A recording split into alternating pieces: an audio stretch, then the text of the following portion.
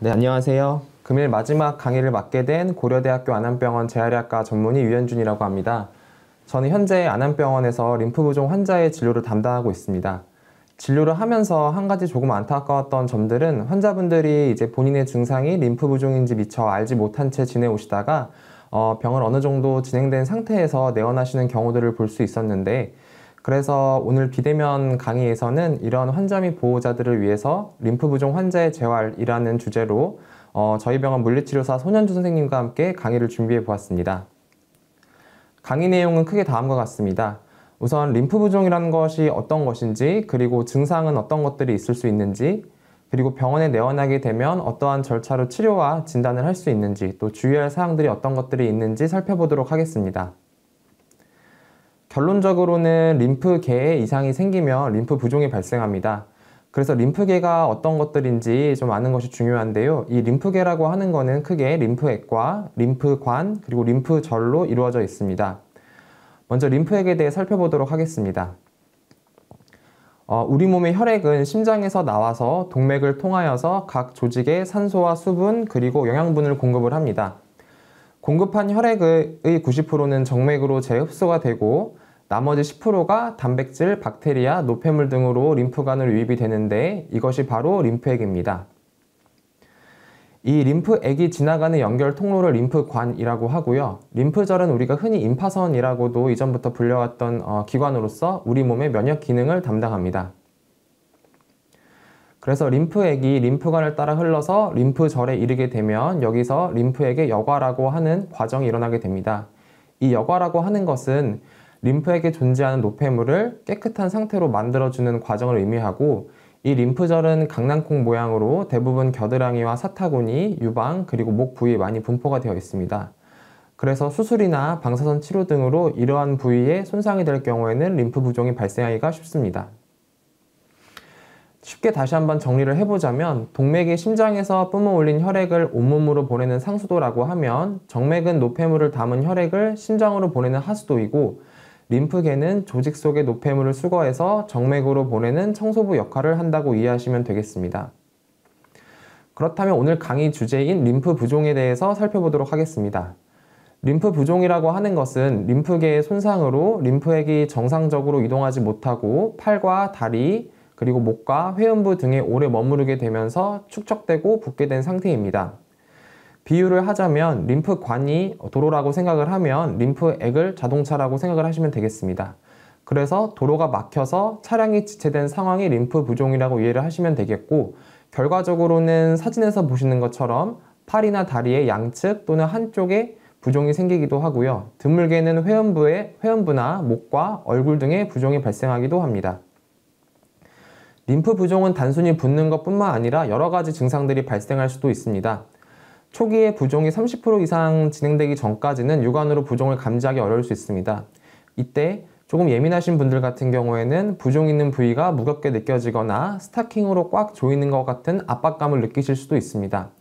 부종이 조금 더 진행이 되게 되면 겨드랑이나 가슴 일부, 그 외에 수술이나 방사선 치료를 받은 부위가 부을 수도 있습니다. 부종 부위가 있는 말초 신경이 변화로 바늘로 찌르는 것 같은 이상 감각을 느낄 수도 있습니다. 부종이 조금 더 진행되면 그림에서 보시는 것처럼 피부를 눌렀다가 뗐을 때 들어가서 나오지 않는 경우도 생길 수가 있고, 부종이 더 심해지면 이 부위가 터질 것 같은 통증이 발생할 수도 있습니다. 이런 경우는 가장 주의해야 되는 경우긴 한데, 세균에 감염이 되게 되면 피부에 열감이 있고 피부가 빨갛게 될 수도 있고, 심하면 통증과 열이 날 수도 있습니다. 이럴 경우에는 꼭 병원에 방문을 하셔야 합니다. 림프부종은 크게 1차성 림프부종과 2차성 림프부종으로 나눌 수가 있습니다. 1차성 림프부종이라고 하는 것은 선천적으로 림프계에 이상이 있어서 부종이 발생하는 경우이고, 2차성 림프부종은 대다수의 환자들에게 해당이 되는데 수술이나 방사선 치료, 감염 및 외상 등으로 림프계에 손상이 발생하여서 후천적으로 부종이 발생하는 경우를 의미합니다. 흔히 유방암과 자궁암, 두경부암, 전립선암 환자들에서 많이 발생을 하게 됩니다. 왜 생기는지 좀 더 자세히 알아보도록 하겠습니다. 일단은 암으로 인한 수술 시 림프절을 제거하거나 방사선 치료를 하면서 림프계가 손상이 되거나 암이 진행하거나 재발하여서 림프 흐름이 차단되는 경우 등에서 부종이 발생하게 됩니다. 림프 부종은 치료 후에 바로 발생하기도 하지만 몇 년이 지난 후에 발생하기도 합니다. 또 어떤 환자들은 치료 후 수십 년이 지나도 발생하지 않기도 하며 경우에 따라서는 저절로 없어져서 정상으로 되기도 합니다. 많은 분들이 외래에서 이런 질문을 합니다. 나랑 똑같은 수술을 받은 옆 사람은 림프 부종이 안 생겼는데 저는 왜 림프 부종이 발생하나요? 라고 여쭤보십니다. 이에 대한 대답은 안타깝게도 아직은 잘 모릅니다. 똑같은 수술을 함에도 불구하고 어떤 분들은 림프 부종이 발생하고 어떤 분들은 발생하지 않는지는 아직 의사들도 잘 모릅니다.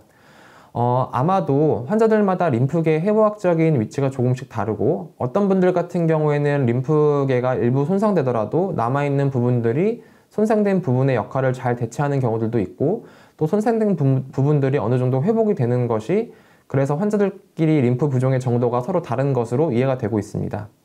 다만 암이 진행되어서 해당 장기를 모두 제거하고 주변 림프절을 광범위하게 제거한 환자가 해당 조직을 보존하고 주변 림프절 생건만을 시행한 환자보다는 림프 부종이 발생할 가능성이 높습니다. 또 방사선 치료를 받을 경우 림프 부종이 발생할 가능성이 높습니다. 그렇다면 림프 부종은 왜 치료를 해야 할까요? 여러 가지 이유들이 있지만 그 중에서 가장 중요한 것은 감염을 예방하기 위한 것입니다. 앞서 말씀드린 대로 림프액은 단백질이 풍부한 액체입니다. 그래서 부종이 있는 부위는 세균이 성장하기 좋은 환경이 되고 따라서 감염에 취약합니다. 반면에 산소 공급은 부족하여서 상처 치유가 잘 안 됩니다.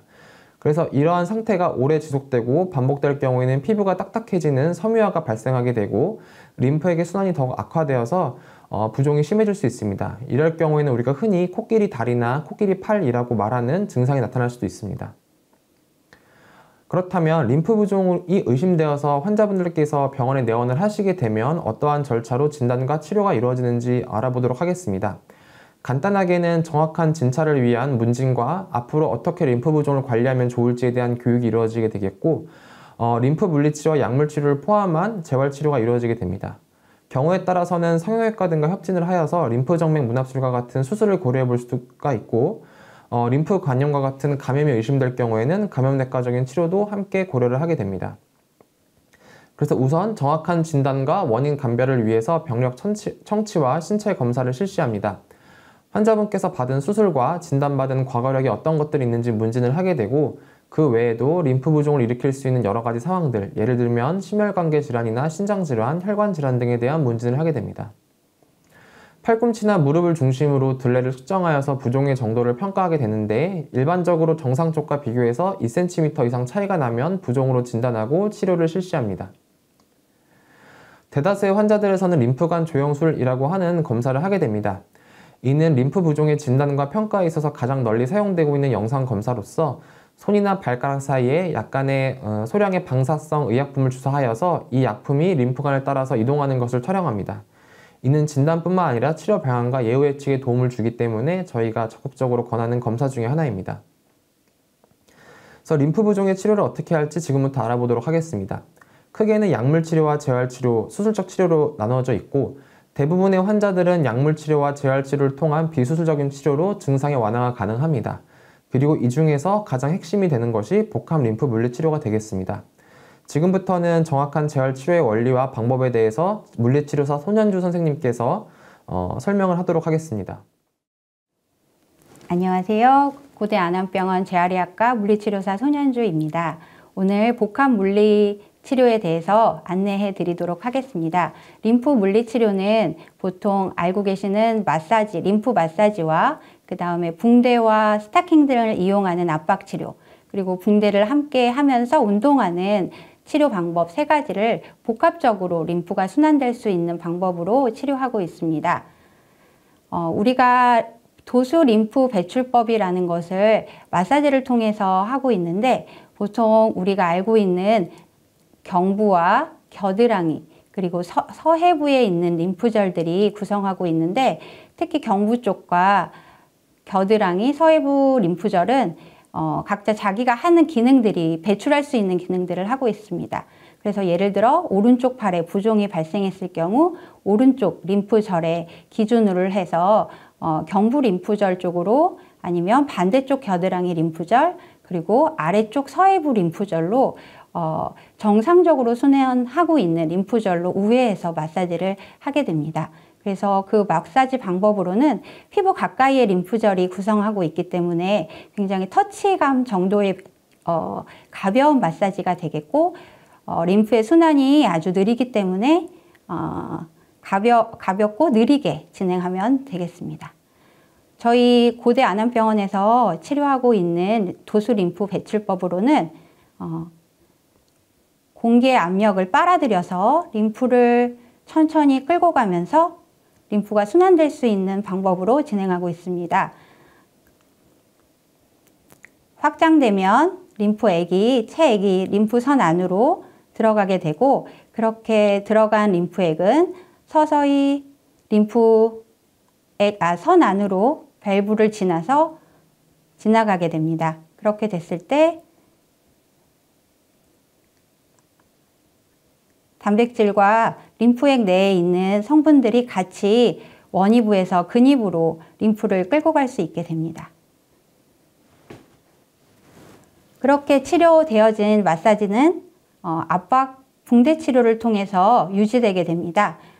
여기서 말하는 압박의 의미는 림프가 순환될 수 있는 정도의 압력을 가지고 여러 겹을 이용한 붕대 치료를 말씀드릴 수 있겠습니다. 상지와 하지에서 같이 적용할 수 있고, 그렇게 적용할 수 있는 방법의 치료로는 마사지가 심장 가까운 부위에서부터 순차적으로 이동하고 다른 압박 치료와 전에 시행해서 효과를 향상시킬 수 있습니다.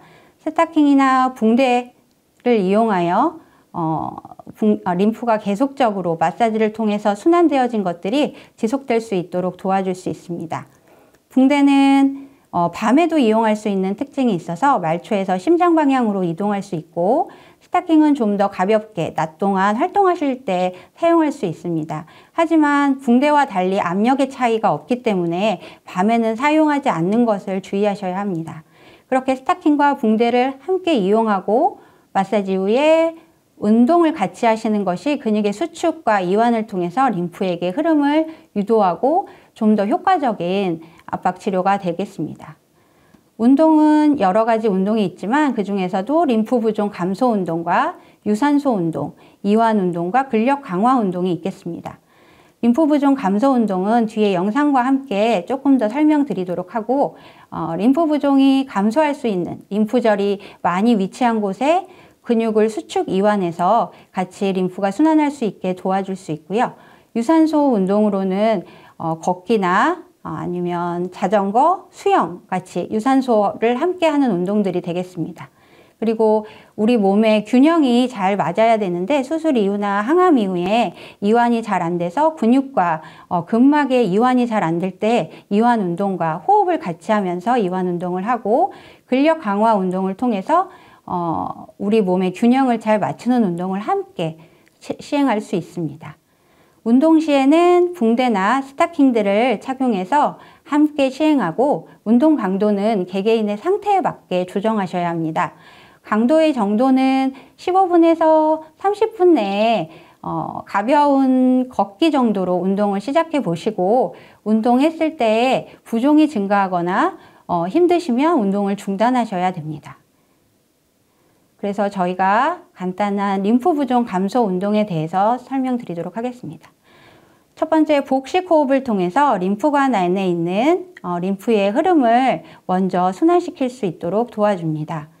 숨을 깊게 마시고 뱉는 숨에 배를 같이 들어갈 수 있도록 도와주시고, 천천히 할 수 있는 만큼 충분히 하시고, 첫 번째로 시행되는 운동으로 같이 하시면 좋습니다. 또한 목 주변에 있는 림프절을 천천히 목을 회전시킴으로써 충분히 림프절을 자극할 수 있고, 회전과 함께 스트레칭도 가능합니다.